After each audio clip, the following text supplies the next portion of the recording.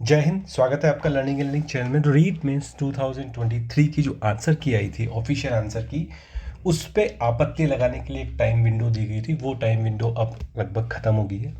तो लगभग जो कितनी आपत्तियां लगी, प्रश्न जो डिलीट होंगे या बोनस होंगे, अगर होंगे तो फ़ायदा किसे मिलेगा, और कितने तक प्रश्न डिलीट हो सकते हैं, इन सब बातों को इस वीडियो में डिस्कस करेंगे। ठीक है, तो ज़्यादा टाइम नहीं लेते हैं और स्टार्ट करते हैं हमारा डिस्कशन, जो हमारा मेन टॉपिक है। सबसे पहली बात तो आपत्तियां जो हैं, जो बहुत नए स्टूडेंट हैं, स्पेशली अदर स्टेट्स के स्टूडेंट, उनको मैं बता दूं कि जो आपका ऑब्जेक्शन या आपत्ति आप जो कह दो, होती क्या है। एक्चुअली क्या होता है कि कई क्वेश्चंस जो होते हैं उसमें किसी स्टूडेंट को के पास ऑथेंटिक जानकारी होती है, ऑथेंटिक प्रूफ होता है कि उस क्वेश्चन का जो या तो चारों में से कोई भी उत्तर सही नहीं था, या फिर जो उत्तर कुंजी में बताया गया है, आंसर की में बताया गया है, वो आंसर उस क्वेश्चन का नहीं है, उसका कुछ और आंसर है।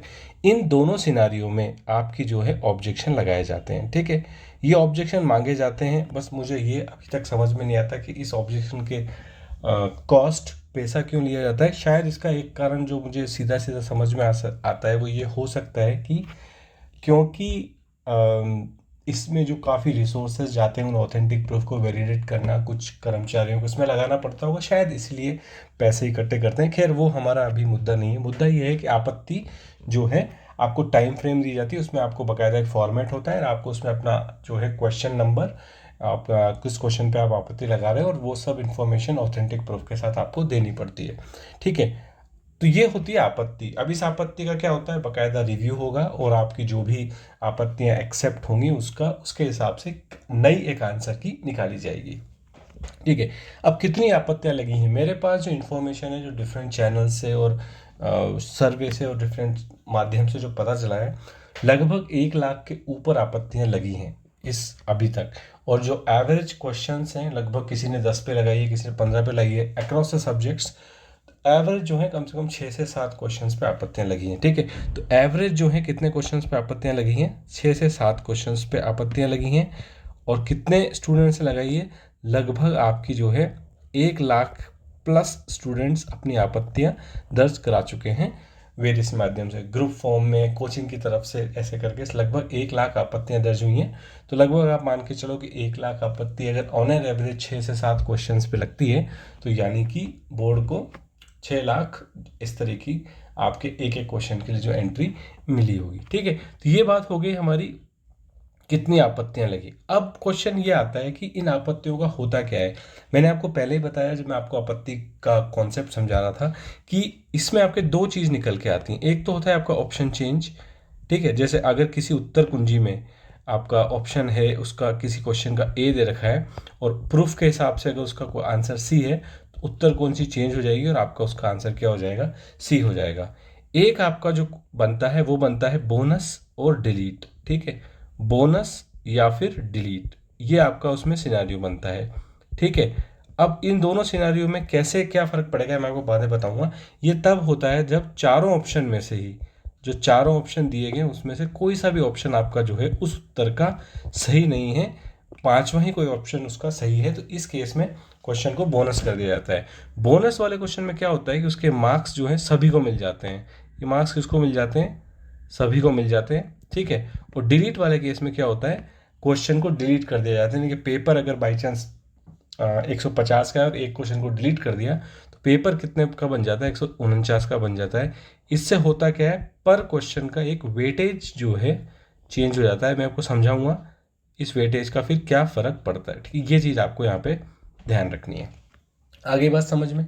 ठीक है, मोस्टली अधीनस्थ बोर्ड जो होता है आपका, वो क्या करता है, क्वेश्चन को डिलीट करता है। ये अभी तक का टेंडेंसी है, क्योंकि पटवार वगैरह एग्जाम में देखा गया है कि अधीनस्थ बोर्ड बोनस नहीं डिक्लेयर करता है, क्वेश्चंस को डिलीट करता है।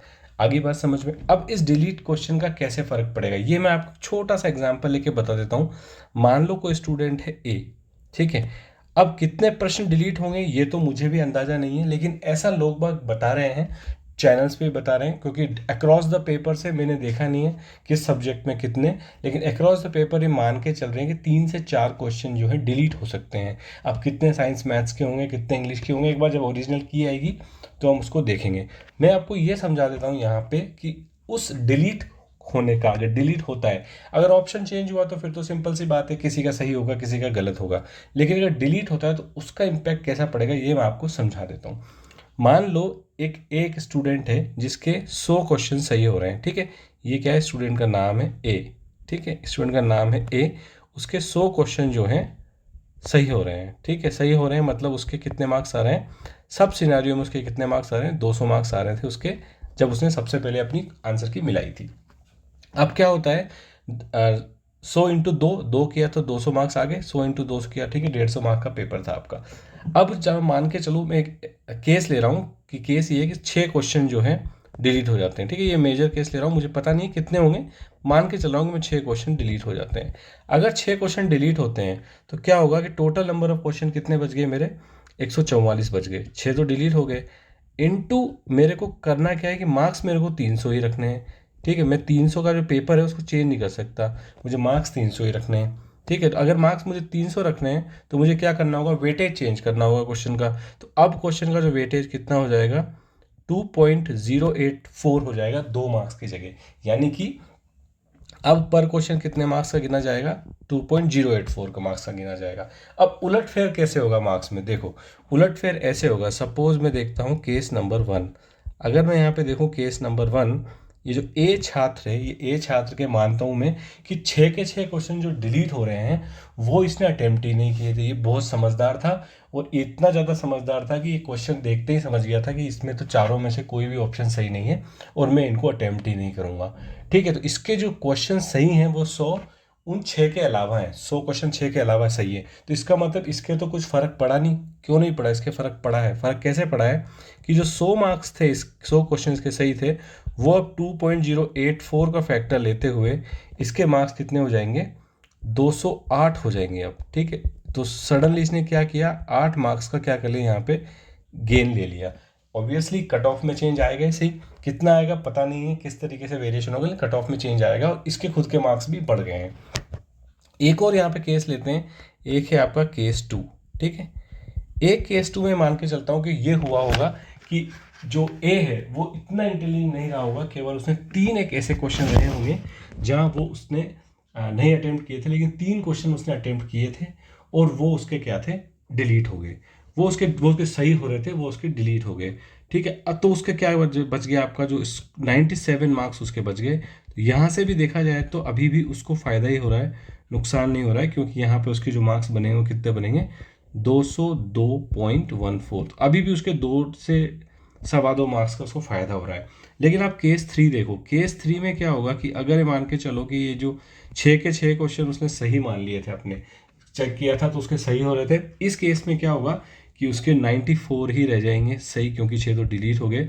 अब जो उसका स्कोर बनेगा वो कितना बनेगा, 195.5 बनेगा, और यहाँ पे क्या होगा, उसको मार्क्स उसके कम हो गए। तो इसलिए टोटल मिला के मार्क्स में हेरा फेरी होगी अगर डिलीट होते हैं क्वेश्चन। कितने डिलीट होंगे ये इन्फॉर्मेशन सही सही किसी के पास नहीं है, लेकिन ये माना जा रहा है कि 3 से 4 क्वेश्चन डिलीट होंगे। अब ये डिपेंड करता है कि इसका फ़ायदा इसका नुकसान किस को होता है, आप सिनेरियो ए में आते हो, केस 1 में आते हो, केस 2 में आते हो, या केस 3 में आते हो, ठीक है।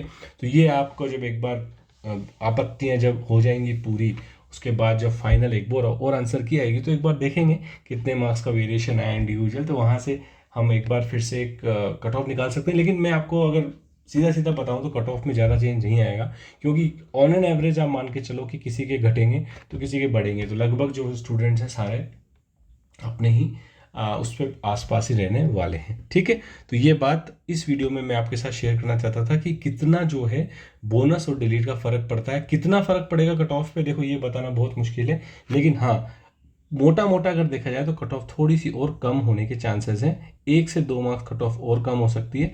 क्योंकि क्या होता है कि अगर बाई चांस बहुत ही मान के चलो, सीधा सा मैं एक केस लूँ कि अगर एक स्टूडेंट है, मैंने 187 से 187 कट ऑफ बताई थी, एक स्टूडेंट मान के चलो कि 187 नंबर ला रहा था और इसके किसी रीज़न से घट के 186 हो गए या 185 हो गए मान के चलो, तो लेकिन और उसके बाद बढ़े किसी के नहीं, इसके ही और ऊपर वालों के और बढ़ गए, ठीक है। तो कट ऑफ तो ऊपर वालों से डिसाइड होती नहीं है, कट ऑफ तो नीचे वालों से डिसाइड होती है, उसके हिसाब से देखा जाए तो 185 कट ऑफ हो जाएगी। लेकिन क्या 185 वाला बच्चा था, क्या उसका सिलेक्शन हो जाएगा? शायद हो जाए, क्योंकि उसके अगर नहीं उसने अटेम्प्ट किए होंगे वो वाले क्वेश्चन तो उसका सिलेक्शन हो जाएगा यहाँ पे। तो ये एक एडवांटेज जरूर हो सकता है इस चीज़ का, कि अगर 185 वाले का भी अब सिलेक्शन हो सकता है। इसलिए मैं कह रहा हूँ कट ऑफ थोड़ी सी कम हो जाएगी। कितनी कम होगी, कितना इफेक्ट पड़ेगा, ये सब बाद में देखेंगे, एक बार जब फाइनल ऑफिशियल किया जाएगी, बोनस या रिएक्शन जो भी होने के बाद। और आपको पता है रीट में तो बहुत ज़्यादा इसका प्रोसेस चलता है, कोर्ट वगैरह में फिर बात जाती है, कई कई प्रूफ को एक्सेप्ट नहीं करते हैं, तो ये चलता है आपका, चीज़ें चलती रहती हैं। तो देखेंगे उस हिसाब से डिसाइड करेंगे, ठीक है। तो इस वीडियो में तो बस यही बात डिस्कस करना चाहता था मैं आपसे। आपका कोई भी डाउट है, कोई क्वेश्चन है, तो मुझे कमेंट सेक्शन में जरूर बताना। यहाँ तक वीडियो देखा है तो सब्सक्राइब कर लेना, अपने फ्रेंड्स को शेयर कर देना, और मेरे लिए एक लाइक जरूर कर देना। मिलेंगे नेक्स्ट वीडियो में। धन्यवाद। जय हिंद।